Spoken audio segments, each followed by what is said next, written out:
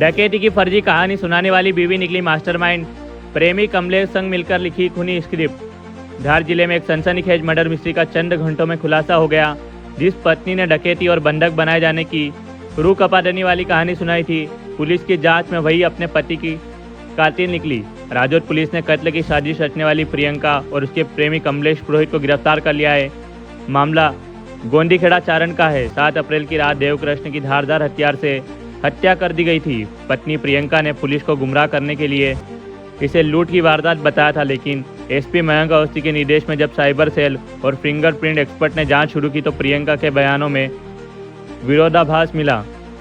Police की सख्ती के आगे प्रियंका टूट गई और अपने जुर्म को कबूल कर लिया। उसने बताया कि अपने प्रेमी कमलेश के साथ मिलकर उसने पति को रास्ते से हटाने के लिए 1 लाख रुपए की फिरौती दी थी।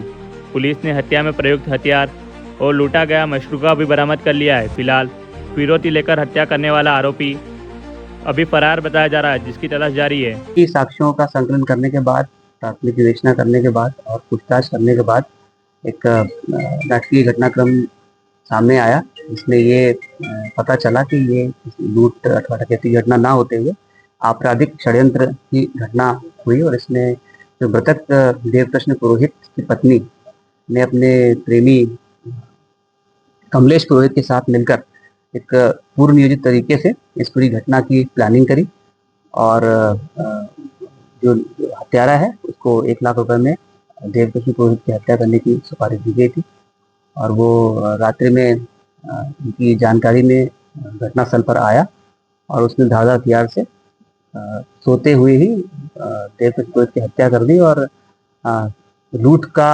घटनाक्रम क्रिएट करने की इंटेंशन से इसको देवकृष्ण की पत्नी को बांधकर वहाँ पे दूसरे कमरे में रख दिया और घटना के कुछ समय बाद उसको चिल्लाने के लिए बोला, जिसका पालन करते हुए उसने घटना के 10 से 15 मिनट बाद इसकी सूचना चिल्ला कर दी, जिस पर से सभी लोग जागे और ये घटना हुई।